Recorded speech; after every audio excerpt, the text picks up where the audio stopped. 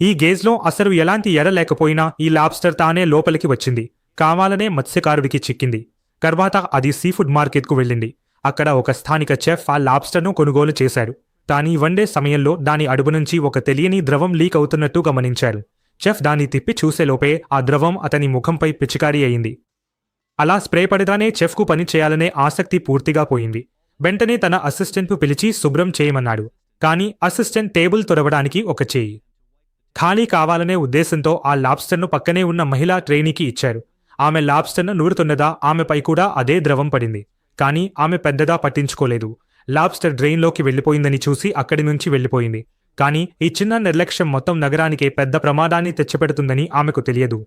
ఆ రాత్రే చెఫ్కు పని చేస్తున్నదా అకస్మాత్తుగా బలహీనంగా అనిపించింది. సరైన విశ్రాంతి లేకపోవడమే కారణమని భావించి ఇంటికి వెళ్లాలని నిర్ణయించుకున్నాడు. కానీ మధ్యలోనే కాలు వదిలేసి కూలిపోయాడు. అతని నోటి నుంచి నల్ల రక్తం బయటకు వచ్చి అక్కడికక్కడే మరణించాడు. అదే లాబ్స్టర్ను తాకిన అసిస్టెంట్ మరుసటి రోజు ఐసీయూకు చేరాడు. కానీ ఇలాంటి విచిత్ర లక్షణాలు చూసి డాక్టర్లు ఏమీ చేయలేకపోయారు. బాధతోనే అతను కూడా చనిపోయారు. కారణం తెలుసుకోవడానికి డాక్టర్ అన్న రెస్టారెంట్ మేనేజర్ను ప్రశ్నించింది. అతనికి పెద్దగా తెలియదు. ఆ రోజు చెఫ్ ఒక లాబ్స్టర్ను హ్యాండిల్ చేశారని, తర్వాత అసిస్టెంట్ మరియు ట్రైనీ దాన్ని గ్రైండర్లో వేశారని మాత్రమే తెలుసు. ఇద్దరూ దారుణంగా చనిపోయారు. మిగిలిన ట్రైనీ ఆ రోజు ఉదయం సిక్ లీవ్ పెట్టిందని చెప్పారు. ఇది విని అన్నా వెంటనే ఆ ట్రైనీ అడ్రస్ అడిగింది. వివరాలు తెలుసుకోవాలని వెళ్లేలోపే ఆమె కూడా చనిపోయిందని, కారణం మిగతా ఇద్దరిదే అని తెలిసింది. అప్పుడు స్పష్టమైంది అసలు కారణం లాబ్స్టర్నే అని. అన్నా వెంటనే చనిపోయిన అసిస్టెంట్ రక్తాన్ని తీసుకుని స్లైడ్పై వేసి తన వేలిని కట్ చేసి తన రక్తాన్ని కలిపింది. మైక్రోస్కోప్లో చూసేసరికి సముద్రానికి చెందిన వైబ్రియో బ్యాక్టీరియా రక్తకణాలను వేగంగా తినేస్తున్నట్టు కనిపించింది. ఆ వేగం చూసి అన్నాకే చలి పుట్టింది. అంతకంటే ఎక్కువగా గందరగోళం కలిగింది. ఎందుకంటే సాధారణంగా మనిషి శరీరానికి వైబ్రియోపై రోగనిరోధక శక్తి ఉంటుంది. ఇప్పటివరకు మనుషులను చంపేలా సముద్రంలో వైబ్రియో లేవు. కానీ ఇది పూర్తిగా భిన్నం. తెల్ల రక్తకణాల దాడిని తప్పించుకుంటోంది. మనిషి రక్తంతో కలిసినప్పుడు విషాలు ఉత్పత్తి చేస్తోంది. సమయానికి ఇది కనిపెట్టినందుకు అన్నా ఊపిరి పీల్చుకుంది. లేకపోతే ఇది వ్యాపిస్తే పరిణామాలు ఊహించలేనివి. కానీ ఆమె ఊహించనిది ఏమిటంటే నగరంలోని ఒక కార్ వాష్లో ఒక పనివాడికి ఇప్పటికే శరీరం మొత్తం బలహీనత మొదలైంది.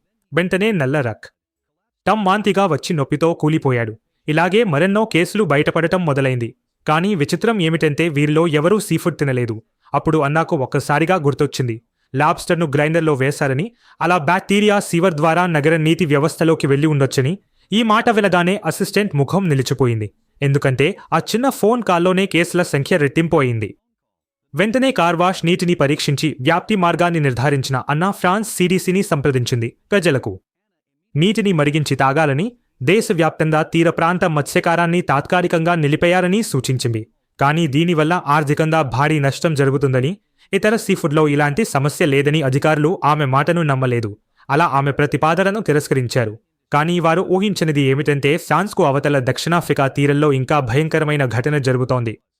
ఖాళీగా ఉన్న బీచ్ ఒక్కసారిగా లక్షలాది గులాబీ రంగు పీతలతో నిండిపోయింది. పరిస్థితి చెడుగా ఉందని గ్రహించిన బాయ్ ఫ్రెండ్ అమ్మాయిని బైక్ దగ్గరకు లాగి మొత్తం తితో స్టార్ట్ చేసి తప్పించుకునే లోపే పీతల గుంపు పతనాన్ని చుట్టుముట్టింది.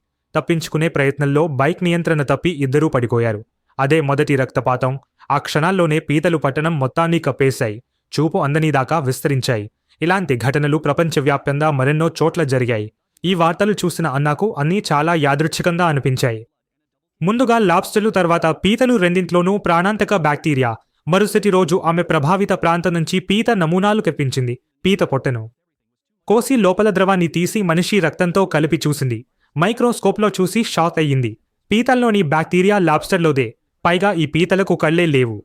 అంటే ఇవి లోతైన సముద్ర జీవులు, భూమిపై బతకలేవు. మనుషులపై దాడి చేయడం అసాధ్యం. అన్నాకు అర్థం కాలేదు. అప్పుడే ఆమె అసిస్టెంట్ ఎగ్జోరస్ కథ చెప్పారు. దేవుడు సముద్ర కాలుష్యానికి శిక్షగా తెగుళ్లు పంపాడని. మొదట అన్నా నవ్వింది. కానీ శాస్త్రం సమాధానం ఇవ్వలేనప్పుడు ఆలోచన మెటాఫిజిక్స్ వైపు వెళ్ళింది. ఆలోచించుకుంటే ఇది సాధ్యమే అనిపించింది. ఆకాశంలో దేవుళ్ళు లేకపోయినా సముద్రంలో బుద్ధిమంతమైన జీవులు ఉండకూడదనే నిబంధన లేదు. మనిషి కుక్కలను, ఇతర జంతువులను నియంత్రించేందుకు వాడతాడు. సముద్ర జీవులు కూడా అలా చేయవచ్చు. కానీ దీనికి శాస్త్రీయ ఆధారాలు లేవు. కాబట్టి ప్రభుత్వం దీన్ని ఎప్పటికీ సీరియస్గా